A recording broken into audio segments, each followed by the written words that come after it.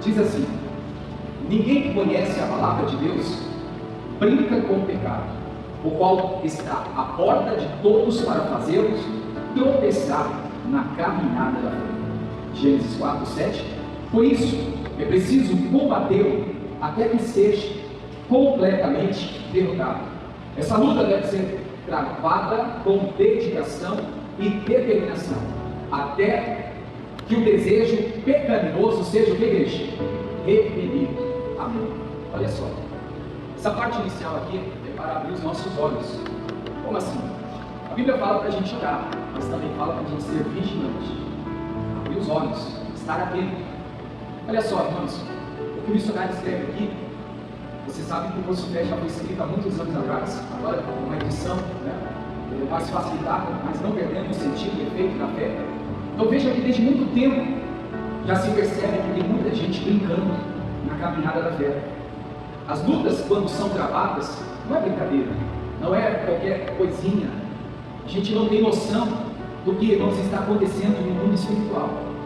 Temos que tratar com seriedade, temos que assumir a nossa posição de filho de Deus e não aceitar de maneira nenhuma ser enganado pelo maligno, aonde o inimigo então tem feito muitas pessoas tropeçar, porque estão brincando com o diabo, com o pecado, com as coisas erradas. Olha a primeira frase do Curso Fé. Olha só: ninguém que conhece a palavra de Deus brinca com o pecado. Igreja, a gente vê, me lembrei disso aqui, Josué capítulo 7.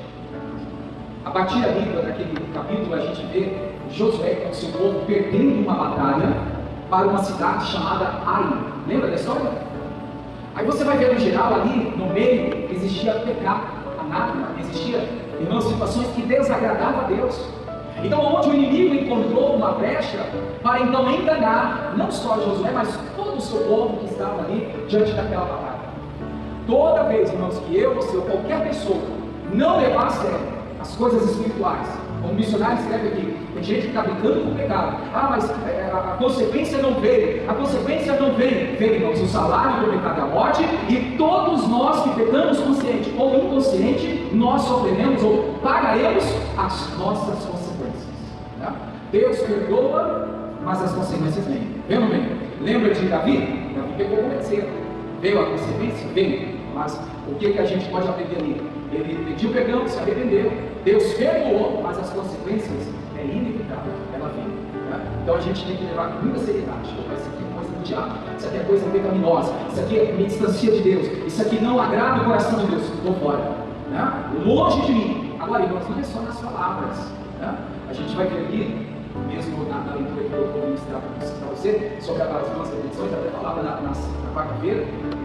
Falar, tem muita gente que já está cheio, lá eu falo que eu vou mudar, eu falei que haverá mudança, mas irmãos, não é falar, tem que agir. Nós temos que ser vistos pelas obras, não pelas palavras. Porque falar que muda, falar que vai ser diferente, falar que não vai fazer isso, que não vai cometer aquilo, muita gente está falando, mas na hora do vamos ver, poucos que estão com as suas atitudes, então vivendo a verdadeira fé.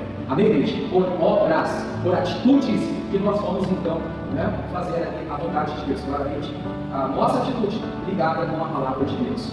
Vamos pegar aqui essa última frase aí do primeiro parágrafo. Essa luta, essa batalha, essa adversidade deve ser tratada ou travada com dedicação e determinação. Até quando, igreja? Até que o desejo pecaminoso seja repelido, retirado, removido da nossa vida, do nosso dia a dia. A gente precisa travar essa luta constante, seja um vício, seja, irmãos, algo que está me dominando, um pecado, seja uma dureza do coração, seja um pensamento perverso. Qualquer situação adversa deve ser tratada com dedicação e determinação a repreender. Não aceito, esse mal não vai prevalecer, ele não vai continuar na minha vida. Até quando, igreja? Até você vencer esse desejo pecaminoso. Então, quando ele for tirado aí, repelido, tirado do caminho do coração. Amém, igreja? Segundo parágrafo, diz aí: tudo o que recebemos do Senhor vem pela fé. Logo quem não a usa perde muitas pelejas, muitas batalhas. É importante batalhar até que ele cresça e seja capaz de vencer as investidas do maligno, ainda que o nosso ponto fraco, onde o diabo nos tenta, seja como um monte. Se resistirmos e ordenarmos, o mal sairá. Mateus 17:20. Reafirmar nossa determinação é rejeitar qualquer argumento do inferno, é exigir que a nossa ordem seja cumprida, confirmando a nossa autoridade como filho de Deus. A Bíblia é imperativa: sujeitai-vos, pois, a Deus, resistir ao diabo, e ele fugirá de vós. Tiago 4:7. Portanto, nunca desista.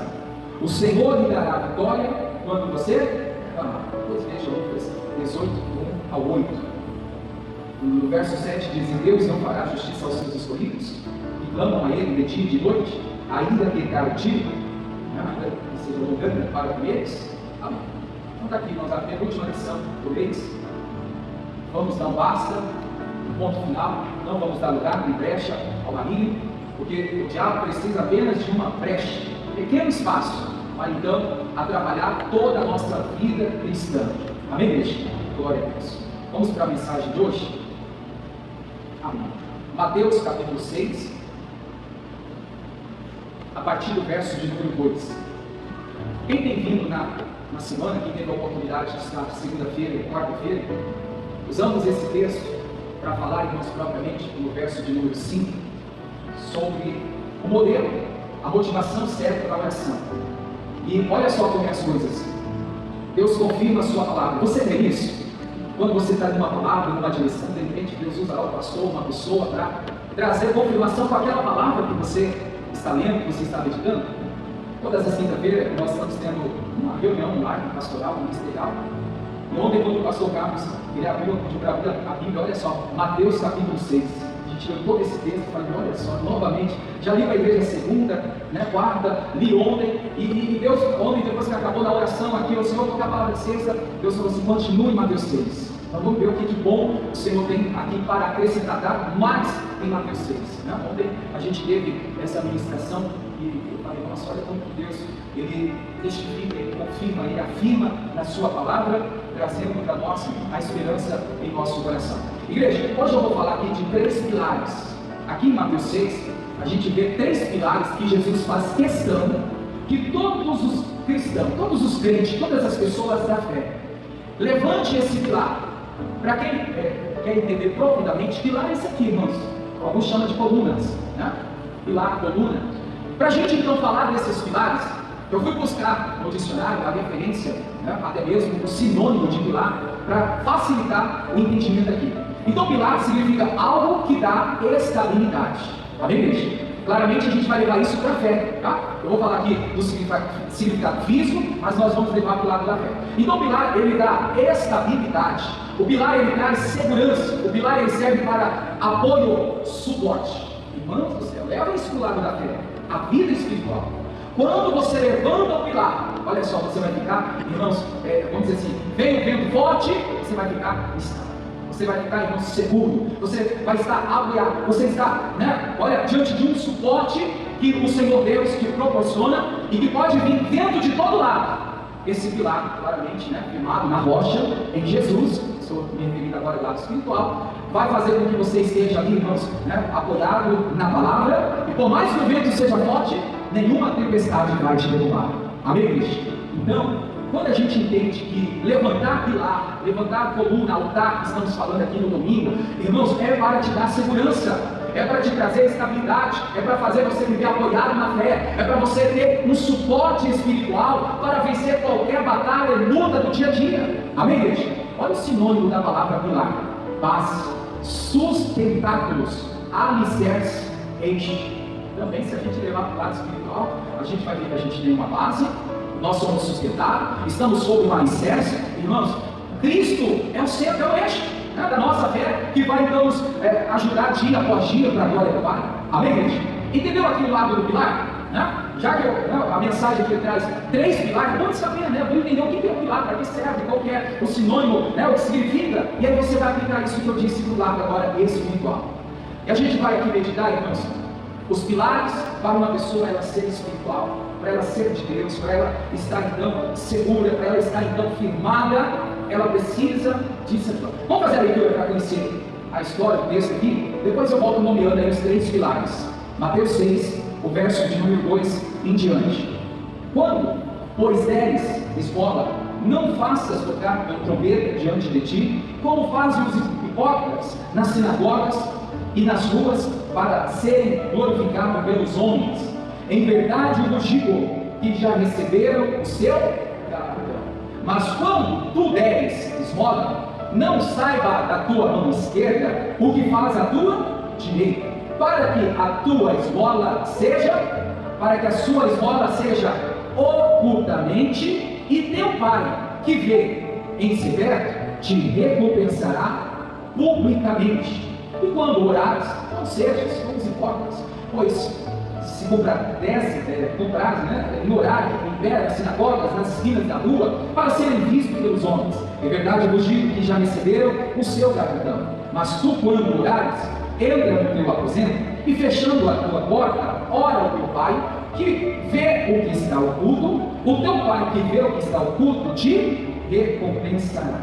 E orando, não useis de vãs repetições, como os gentios, que pensam que por muito falarem serão ouvidas. Aqui, ó, a base do curso fé, né? A gente acha que por muito falar ela vai ser ouvida. Não faça como gentios, não. Que pensa que por muito falar vai ser atendida. Não é assim. Versículo 8: não vos assemelheis, pois a eles, porque o vosso Pai sabe o que vos é necessário antes de vós lhe pedirdes. Portanto, vós orais assim: oração Pai Nosso que estais no céu, santificado seja o teu nome, venha o teu reino, seja feita a tua vontade, tanto na terra como no céu.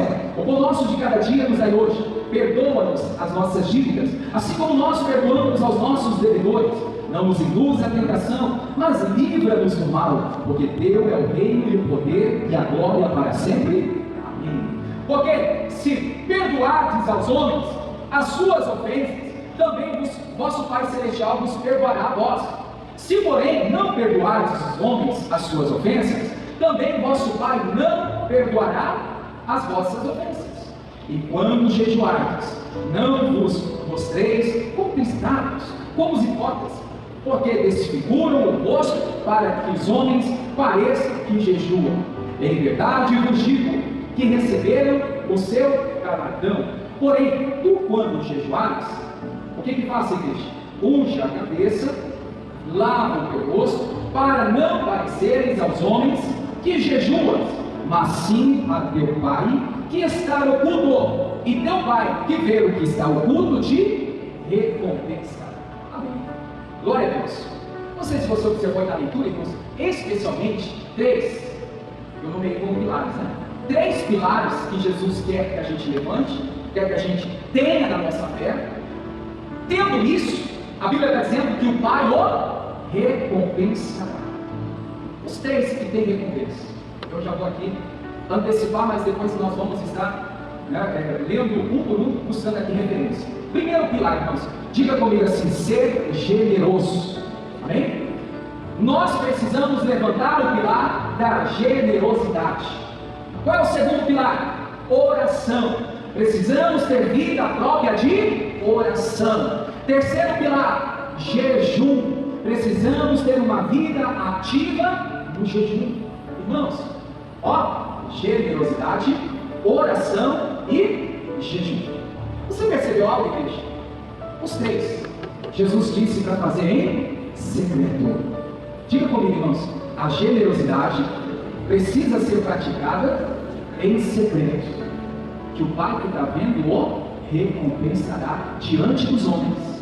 Segundo pilar, oração em secreto, no quarto, fecha as portas, em secreto, o Pai que está vendo o recompensará.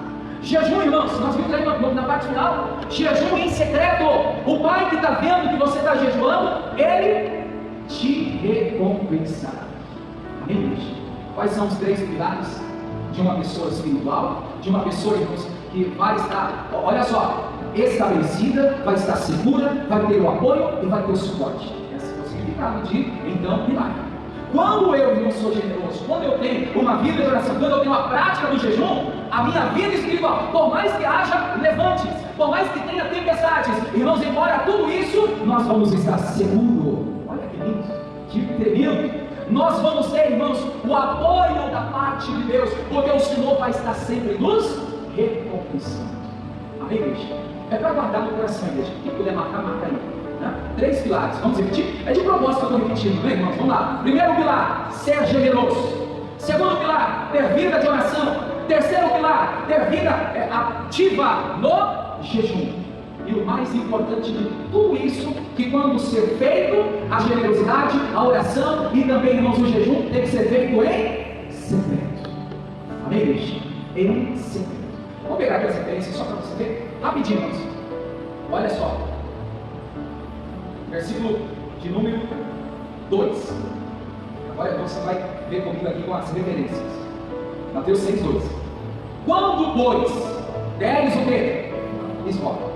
A palavra esmola aqui, se pegar o sentido original, grego, se pegar em outras traduções, você vai ver que dar esmola é fazer o bem. Fazer o bem é ser generoso, é praticar generosidade. E aí a gente vai aqui entrar nesse aspecto. Vamos entrar aqui, irmãos, na característica da generosidade. O que é ser generoso para você? Você pode me ajudar aí? Alguém pode dizer em voz alta? O que é ser generoso?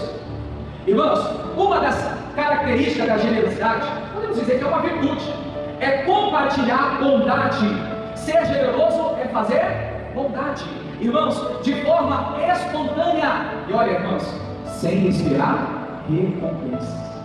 Porque tem gente que até generoso ela faz, ela ajuda, ela estende a mão, ela financeiramente ela patrocina, ela banca, mas ela quer o que, igreja? Tirar proveito. Ela quer ser recompensada, ela quer receber a recompensa do homem. Não, irmãos, essa não é a generosidade que a Bíblia ensina. Ser generoso é praticar a bondade de forma espontânea e é fazer, irmãos, sem esperar nenhum retorno. Eu estou fazendo por bondade. Estou sendo generoso, não é para ter reconhecimento humano, não é para as pessoas me recompensar, nada disso. Amém, gente? Porque tem muitas pessoas que elas ainda não entenderam o significado da bondade. Bondade, irmãos, é demonstrar compaixão, carinho, empatia, é entender, irmãos, o sentimento e que a vida alheia, a vida do próximo. Não, a gente tem que se colocar no lugar daquela pessoa. A gente precisa, irmãos, entender que eu não posso ficar na mesmice. Eu preciso estar, irmãos, fazendo conforme o que o Senhor tem nos ensinado. Amém, igreja? Então, diga comigo assim, a característica de ser generoso é praticar a bondade, diga ter compaixão, praticar empatia e ter, irmãos, humildade. Tem que ter humildade. Humildade, irmãos, para entender e reconhecer que aquela pessoa está precisando e se eu posso fazer algo, com toda humildade nós vamos fazer, porque Cristo fez isso. Imitar a Cristo é ser, copiar a Cristo, colocar em prática o que o Senhor tem nos ensinado. Eu vou pedir aqui, coloca esse possível rápido, alguns versículos na sequência. Primeiro aqui, Lucas 6:38. Na tela, marca aí, depois você pode conferir na sua Bíblia. Eu vou pegar só a parte aqui que fala, irmãos, para a gente ser breve. Olha, Lucas 6:38. Dê a quem? Aos outros, e Deus dará a vocês. Para aí. Por detrás disso aqui, irmãos, está a generosidade. Dê aos outros, ajude aos outros, seja generoso às pessoas. Você vai ajudar, você vai contribuir, você vai estender a mão. E agora, igreja? E Deus dará a você. Então, irmãos, quando a gente está na prática da generosidade, não espere a recompensa daquela pessoa, não. É você dar, fazer, é você ajudar, sem esperar recompensa. Sabendo que, irmãos, a gente não está fazendo para ser recompensado, mas pela palavra, o Senhor irá nos recompensar. Amém, igreja? Então é isso que a gente precisa entender. Dai e será dado a vós. Você vai dar e Deus, Ele vai então entregar para você. Provérbios 19:17. Esse versículo aqui diz assim: ao Senhor empresta o que se compadece do pobre, e Ele lhe pagará o seu benefício. Eu encontrei uma tradução que diz assim: quem dá ao pobre ou necessitado está emprestando ao Senhor. Olha aí, ser bondoso e com os pobres é emprestar para quem? Agora imagine, irmãos, Se quando você empresta algo para alguém, aquela pessoa ela é temente, né? Ela vai te devolver. Muitas vezes ela fala, né? É igual quando você pega uma vasilha emprestada, né? Algo assim, normalmente a pessoa tem o hábito de entregar com alguma coisa para, né? Bom grado, né? A pessoa pega uma vasilha, algo emprestado, não vou devolver vazia. Não sei se você tem esse conhecimento, mas tem muita gente que tem essa prática, né? Agora imagina aqui, irmãos, quando a gente faz ao necessitado, quando a gente é bondoso, quando a gente pratica a generosidade, a Bíblia está dizendo que nós estamos fazendo para Deus, como se estivéssemos emprestando para Deus. Agora imagina, como que Deus vai te devolver? Como que Deus vai te entregar, irmãos? Muito mais do que você emprestou, que você ofereceu, né? Então, quem dá ao necessitado, ele está emprestando ao Senhor. E a tradução diz aí que este será o quê? Retribuído. Deus vai trazer benefício para a vida dessa pessoa. Atos 20, 35. A tradução que eu tenho aqui diz assim: a generosidade é mais abençoada do que receber. A parte final aí, ó. Mais bem-aventurado é dar do que receber. Mais abençoado é quem é generoso. Irmãos, sabe, às vezes a gente fica querendo receber ou ser recompensado na mesma medida do que nós mandamos, do que nós, vamos dizer assim, lançamos, fazemos. E com Deus é diferente. Como? Você vê que quando você faz, irmãos, algo, o Senhor pode te recompensar em qualquer área da sua vida, tá?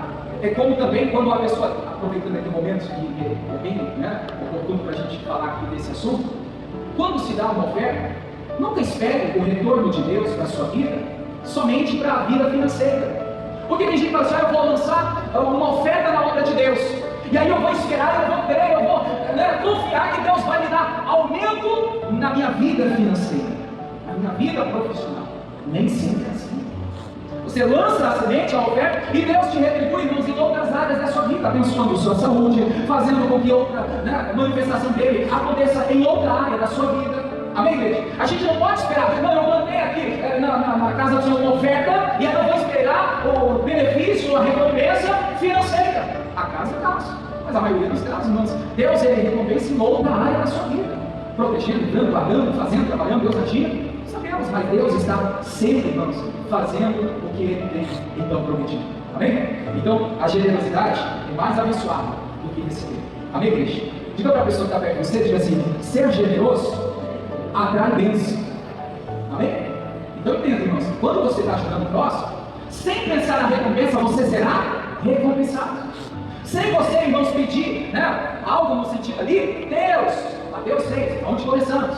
O Pai que oculto está vendo tudo que você está fazendo, Ele vai te recompensar publicamente. Olha esse fato. Mateus 6, 4.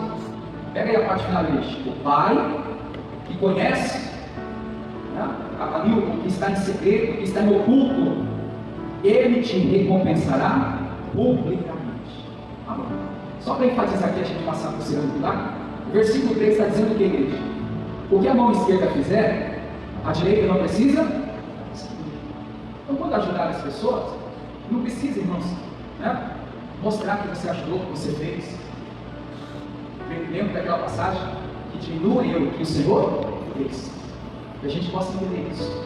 Ainda que algo seja feito através de nós, mas foi por Ele. Nós tivemos a condição de fazer, né? Então, a gente precisa entender: o que a mão esquerda fizer, a direita não precisa ficar sabendo. Hoje em dia, tudo se joga para a rede social, né? Quando doa uma cesta básica, quando ajuda o próximo necessitado para a pessoa tira foto, ela compartilha, ela quer, irmãos, o aplauso das pessoas. E essas pessoas, o que Jesus está dizendo? Você já recebeu a recompensa. É terreno. A gente tem que ajudar a fazer, irmãos. Muitas vezes ninguém vai saber o que você fez por aquela pessoa. Muitas vezes ninguém vai saber o quanto você representa na vida daquela pessoa. Muitas vezes ninguém vai saber da importância da sua vida na vida daquele, né? Porque, irmãos, ninguém está vendo. Mas você será recompensado publicamente, diz o Senhor. Amém, igreja? Então seja generoso. Vamos praticar generosidade. Vamos, irmãos, fazer bondade de forma espontânea, plena e, olha, sem esperar nenhum retorno, nenhuma recompensa humana. Amém? Esse é o primeiro pilar. Qual é o segundo mesmo? Você marcou aí? O segundo pilar, o pilar da oração. Mateus 6,6.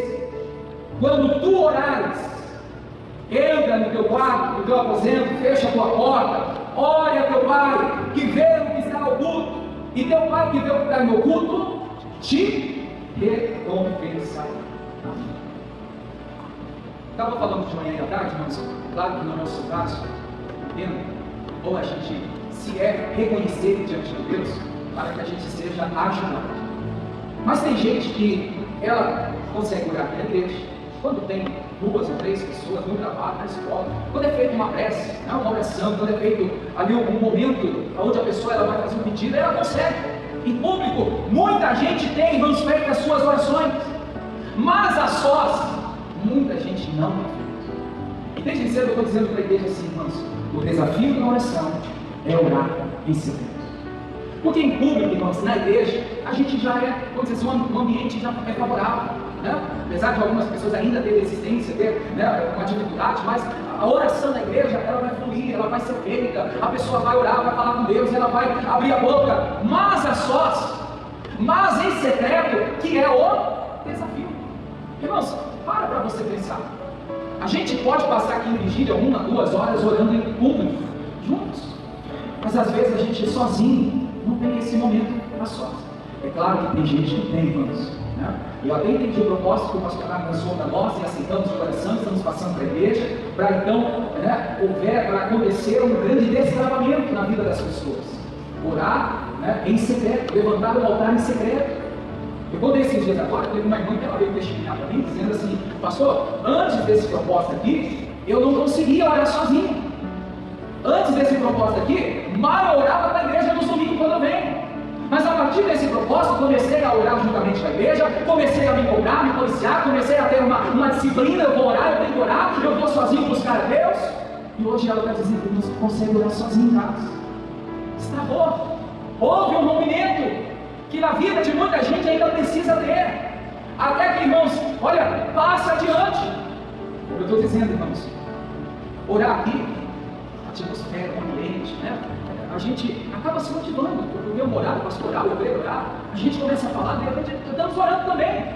É igual aquele carvão no braseiro, na churrasqueira. Quando ele está aceso, o carvão aceso perto do outro, irmãos, vai os dois queimar, vai os dois, a brasa, arder ali fortemente. Mas tira o carvão para longe do carvão que está aceso. Aquele carvão, naturalmente, ele vai se apagar, ele vai ficar ali, sem fogo, sem a brasa, sem a chama. Então a gente precisa entender, eu preciso ver se eu ainda não tenho, eu preciso me cobrar, eu preciso, irmãos, colocar como uma disciplina, como uma meta. Eu não consigo ainda 1 hora sozinho. Começa com pouco, irmãos. A caminhada cristã, ela é passo a passo. À medida que você vai aprofundando, que você vai buscando, que você vai, então, se aprofundando em Deus. Tem gente que às vezes ela não ora muito, porque ela fala assim: eu não sei orar muito, mas ela não começa com pouco, para depois ela ter um grande momento com Deus. Você precisa começar ainda que seja 1 minuto, 2, 5, 10, vai aumentando, vai colocando diante de Deus, e de repente você está, irmãos, 1 hora, 2 horas, mais tempo, sem perceber, você está ali em secreto com o Pai. E em secreto com o Pai, em oração, o que Jesus está dizendo? O que ele está dizendo ali? O Pai que vê o que está oculto, a oração em secreto, ele te recompensa. Vamos repetir mais uma vez essa frase que estamos dizendo por esses dias? Diga comigo assim: aonde existe altares secreto, mas com mais firmeza, aonde existe altar secreto, diga, existe recompensa. Se você tem, irmãos, na sua casa, no seu trabalho, no seu momento que você pode ficar sós com Deus, dedique aquele momento a Deus, fica sós com Deus, vai estar te recompensando. Vamos pegar aqui algumas referências rapidinho também. A Bíblia diz em Tiago 5,16 que a oração do justo é poderosa e eficaz. Tiago 5,16. Confessar as nossas culpas uns aos outros, orar uns pelos outros, para que sabeis. A oração feita por um justo pode muito em seus efeitos. Então, Tiago está falando que a oração do justo é poderosa. E olha, tem efeito, ela é eficaz. 1 Tessalonicenses 5,17. Não cesse de orar, não coloque um fim na sua oração. Parei de orar, não oro mais. Não faça isso não, igreja. Olha o que o apóstolo Paulo está dizendo, orar sem cessar. Ele está dizendo com muita clareza aqui, irmãos, para mim e para você, não parar de orar. A gente não pode parar de orar. Ontem na grade, me lembro daquele assunto que estava sendo tratado, inclusive foi até ali, de Pedro, primeira epístola de Pedro, segunda. O que Pedro estava ensinando, irmãos, é que na primeira epístola, a perseverança. Na oração, na busca, porque a perseguição ela vinha de dentro para fora. O que é isso? A igreja sofria uma perseguição de fora, das pessoas, dos incrédulos, das pessoas que não conheciam. Então a perseguição vinha, e a primeira epístola de Pedro era resumida, irmãos, na perseverança, para orar, para insistir, para não desistir. Na segunda epístola de Pedro, a Bíblia está dizendo que, irmãos, agora a perseguição está dentro da igreja, é um perseguindo o outro. E o Pedro, a Bíblia falando claramente, nos mostrando que era para vencer aquelas palavras negativas, aquelas palavras que vinham para abalar, para então até mesmo deixar as pessoas aflitas. Não, vamos perseverar, vamos orar, seja para os de fora ou para os que estão dentro, não vamos deixar que nada venha nos atingir. Amém, igreja? Mas para isso tem que ter oração. Oração em segredo. Mateus 7, e também verso 8. Jesus está falando aqui: peçam e dar-se-lhes busquem e acharão, badam e abrir-se-lhes. Vai estar dizendo aí que todo aquele que pede recebe. 8. Todo aquele que busca encontra, e todo aquele que bate, a porta se abre. Isso é a oração. Você vai orar pedindo, você vai receber. Você vai orar buscando, você vai encontrar. Você vai orar batendo, né, irmãos? Você vai receber, essa porta vai se abrir. Oração. 2 Crônicas 7,14. Também, aqui a gente vê que a oração feita com humildade, ela é ouvida. Toda oração tem que ter humildade, irmãos. Não podemos orar de forma orgulhosa ou soberba. Tem gente que às vezes quer colocar, irmãos, tantas palavras difíceis, né? Naquela conjugação da oração, que quem está ouvindo a oração fala assim: nossa, pode estar falando em línguas estranhas, né? Porque eu não estou entendendo nada. É mistério. Não, irmão, seja humilde, seja simples, né? Ali orando, olha a simplicidade, a humildade dessa oração. Se o meu povo, que se chama pelo meu nome, se humilhar, orar, buscar a minha face, então se converter dos seus maus caminhos, agora, então ouvirei dos céus, perdoarei os seus pecados e sararei a sua terra. Olha só, humildade na oração. Uma oração, irmãos, feita com humildade, ela é ouvida por Deus. Então ouvirei. Então, sararei a sua terra. Deus ouve uma oração feita com humildade. E para terminar, Lucas 18:1. Não desanimem na oração. Jesus está contando aqui uma parábola, que é o dever nosso de que, igreja? Orar quando você quiser. Orar quando você sentir no coração. Orar quando você tiver vontade. Orar quando você vier na igreja, é isso? Não. Orar sempre e não desfazer. É o que Jesus está dizendo, irmãos. Falei brincando aqui, interagindo, mas é com muita seriedade. Quando eu não tiver vontade, aí eu vou orar. Quando eu não quiser, aí eu vou orar. Quando eu não tiver disposto, aí eu vou orar. Tem que ter, irmãos, um rompimento. Porque se você ficar esperando a vontade vir, pode ser que essa vontade nunca venha. Agora, quando eu tiver com vontade de orar, eu vou orar. Se essa vontade não vier, então a gente tem que orar mesmo não tendo vontade. Eu vou começar a falar com Deus aqui, de repente essa vontade ela vai surgir, o entusiasmo vai vir, eu vou estar buscando a Deus, e de repente você está ali, irmãos, fervoroso na oração para a glória de Deus. Amém? A oração em silêncio. Terceiro pilar, qual é? Jejum. Vamos falar aqui agora do jejum. Qual que é a referência aí? Iniciando no versículo 16. Mateus 6:16. E quando jejuardes, não vos mostreis como está, como os hipócritas, porque desfiguram o rosto, para que os homens pareçam que jejuam. Em verdade, os dito que já receberam o seu. Então vamos pegar essa parte aqui. Vamos entender um pouquinho sobre o jejum. Olha só, a gente precisa separar aqui sobre o jejum. Eu vou focar em estar falando sobre o jejum em secreto, que é o objetivo do pilar, terceiro de hoje. Mas é válido também, irmãos, falar daquele jejum de Esther. Lembra do jejum de Esther? Qual foi o jejum da Esther? O jejum congregacional. Ela convocou o seu povo para fazer um jejum. Não fez só, não fez em um culto. Senão, se a gente pegar esse versículo isolado, aí tem gente que fala assim: só a sós, mais ninguém, vou jejuar e ninguém vai saber. Amém, tem que ter assim. Mas também nós temos que estar abertos e usar o jejum de Esther. Entenda aqui a parte da congregação que eu quero me referir. Uma hora ou outra nós estamos fazendo. Né? Inclusive, o pastor Carlos até marcou ontem com a gente, né? O sábado que antecede a Santa Ceia, todo sábado que antecede a Santa Ceia, que vai ser a última Santa Ceia do ano, irmãos, todos os obreiros, pastores, colaboradores do ministério vai ficar de jejum. Nós queremos também convocar a igreja. Se você puder já marcar aí no seu coração, né, na sua agenda aí, o sábado que antecede às 7, um jejum congregacional. A maneira que você vai fazer, se vai ser, irmãos, por inteiro, parcial, só alimento ou alimento diário, aí você vai decidir. Mas estamos já convocando a igreja para fazer o jejum no dia 7. E no caso aqui, irmãos, para que serviu aquele jejum nesse tempo mesmo? Alguém lembra? Havia-se um decreto de morte. O seu povo estava sentenciado à morte. Inclusive até Esther iria morrer se o decreto viesse, né, a ser validado. Porque a Esther era daquele povo que tinha sido sentenciado à morte. Então a Esther, ela levanta um jejum, ela chama, né, as pessoas, olha, chama as pessoas, vamos chamar todas as pessoas, vamos jejuar, 3 dias, chama lá, chama todo o nosso povo, vai lá na frente, vai atrás de todos que vão viver esse propósito. Para quê, gente? Para mudar a sentença. Vou trazer para nós aqui do lado espiritual. Irmãos, esse jejum precisa ser feito nessa intensidade também. Não digo propriamente você ficar hoje 3 dias sem comer, sem beber. Tá?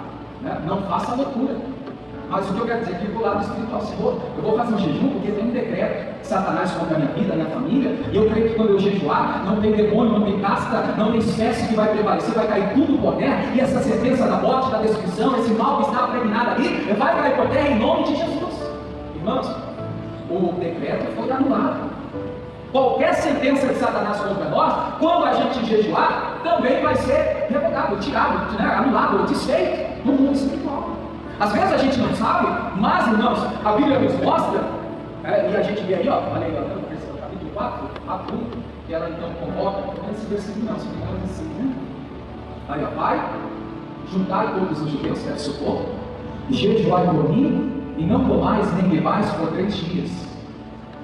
E aí diz aí, assim jejuaremos e assim iremos ter com o rei. E foi feito 3 dias. Agora, já que eu entrei nesse requisito, irmãos, de 3 dias aqui, não perca para fazer se você não estiver preparado, principalmente se a sua saúde não tiver condições. Não faça jejum para você passar mal. Tem que ter sabedoria, né? Às vezes a pessoa quer jejuar, mas é o ofício dela não ter condições de jejuar, né? Hoje em dia, se você quer fazer um jejum, tira o alimento, tira algo que está tomando o seu tempo, algo que, né, a carne está sendo dominada, mas não deixe de beber água, não deixe de tomar um líquido, até mesmo para, irmãos, o bem do seu corpo, né, para estar hidratado o seu corpo naquele período do jejum.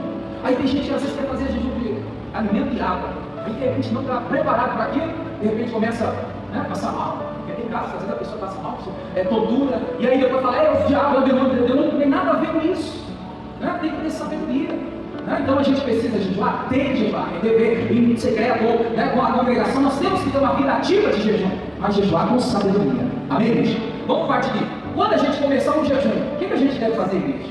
Uma oração a Deus, apresentar o jejum a Deus. Tem gente que às vezes fala assim, hoje eu estou jejuando, eu já estou jejuando, eu não comi nada mesmo, eu vou passar o dia sem comer nada. Não, assim não é bagunçado assim não. Vai nos pés do Senhor, se consagra, ora, a Bíblia fala, unge a cabeça, lava o rosto, se precisa for ali. Mas irmãos, faça uma oração, eu pego aqui a parte do início aqui, tem que ter uma oração. Não, um foco, um objetivo, um propósito para o jejum. Lembrando, irmãos, que o jejum nunca é para melhorar Deus. O jejum nunca é para Deus.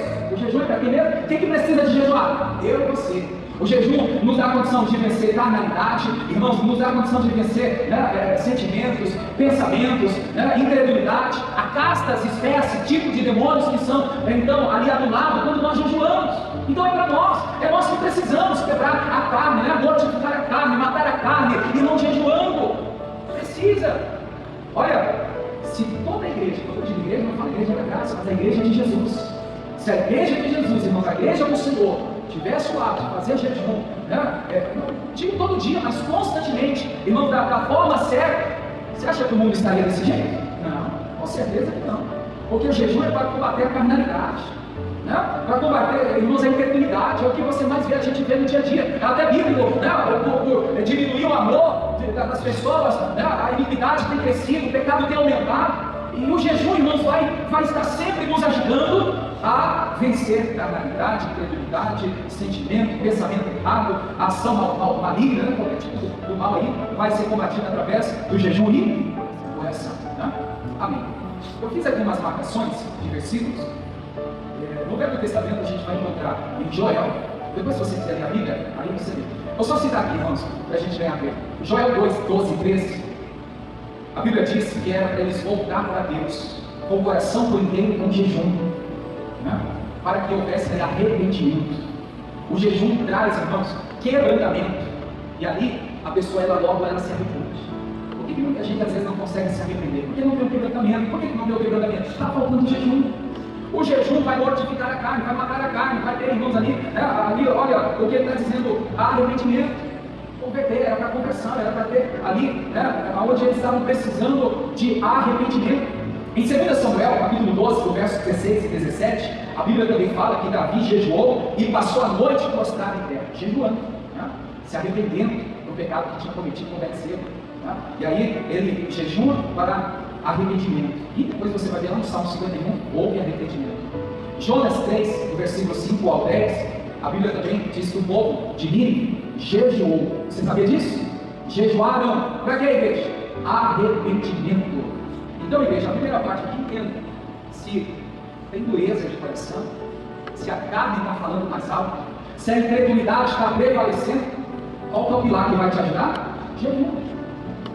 O pilar do jejum vai te dar o apoio, o suporte para vencer, né, a carnalidade. Vai te ajudar, irmãos, se voltar para Deus, se arrependendo do pecado, do erro, da falha, né, que cometeu. Então, nesses textos que eu referi aí, a gente vê que todos eles jejuaram para ter arrependimento, né? E se arrependeram, tiveram arrependimento. Agora, no Novo Testamento, em Mateus 4, do 1 ao 4, Jesus ele jejuou 40 dias e 40 noites no deserto. Em Lucas 4, 1 ao 4, Jesus também aqui fala que ele foi levado ao Espírito, né, ao deserto para ser tentado.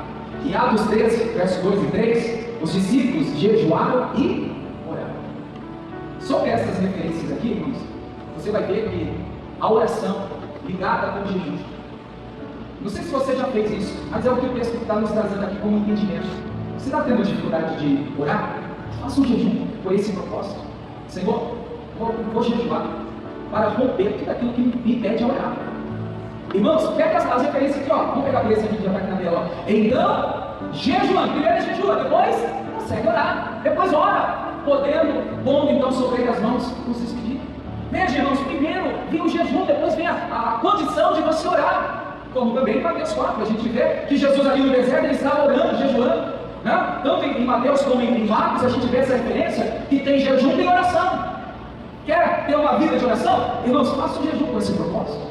Eu quero ter vida de oração. Eu vou jejuar para me ajudar a orar mais e buscar mais no Senhor. Amém.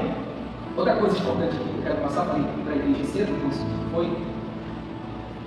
o caso de Daniel. Daniel capítulo 1. Daniel decide